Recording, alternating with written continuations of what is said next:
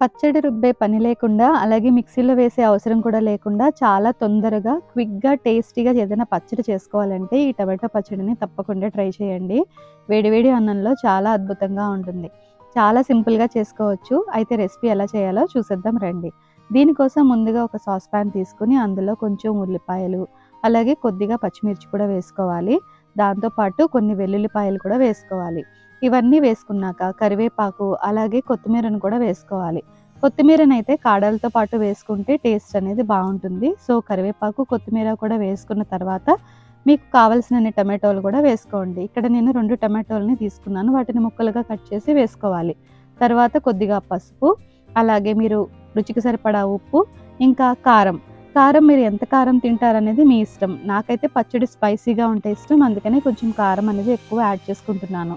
ఇంకా లాస్ట్‌లో కొద్దిగా పల్లి నూనె కూడా వేసుకొని, ఏమీ కదపకుండా మూత పెట్టి చిన్న మంట మీద అలా ఒక 5 నిమిషాల పాటు వదిలేసేయండి. 5 నిమిషాల తర్వాత కింద ఉన్నటువంటి ఉల్లిపాయలన్నీ కూడా బాగా మగ్గి మనకి వాటర్ అనేది వస్తుంది. అప్పుడు మూత తీసి ఒకసారి బాగా మిక్స్ చేసుకొని, మళ్ళీ తిరిగి మూత పెట్టి చిన్న మంటలోనే అలా పచ్చడి అంతా కూడా దగ్గర పడేంత వరకు ఉడికించుకోవాలి. ఈ ప్రాసెస్ అంతా అవ్వడానికి మనకి 10 నిమిషాలకు మించి టైం అయితే పట్టదు. మీకు తెలుసు కదా! ఉల్లిపాయలు, టమాటాలు కూడా చాలా తొందరగా మగ్గిపోతాయి.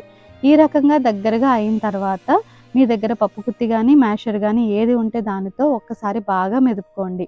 ఇక్కడ ఇది పచ్చడిలాగా, ముద్దగా, గుజ్జుగా ఉంటే బావుంటుంది. అన్నంలో కలుపుకొని తినడానికి రుచిగా ఉంటుంది.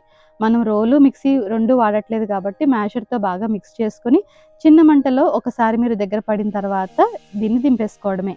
అంతే అండి. తాలింపు అవసరం లేదు, ఏమీ అవసరం లేదు. చాలా టేస్టీగా ఉంటుంది. దీనికి సైడ్ డిష్‌లో మనం ఆమ్లెట్ వేసుకొని తింటే రుచి అద్భుతంగా ఉంటుంది. వంట చేసుకునే ఓపిక లేనప్పుడు, కొంచెం నీరసంగా ఉన్నప్పుడు, లేదంటే టేస్టీగా, స్పైసీగా, పుల్ల పుల్లగా తినాలనిపించినప్పుడు ఈ టమాటో పచ్చడిని తప్పకుండా ట్రై చేయండి. నచ్చితే నాకు కామెంట్ బాక్స్‌లో మీకెలా అనిపించింది నాకు మీ ఫీడ్‌బ్యాక్‌ని షేర్ చేయండి. మళ్ళీ మరొక మంచి రెసిపీతో మీకు కలుస్తాను. అంతవరకు bye. Thank you so much for watching.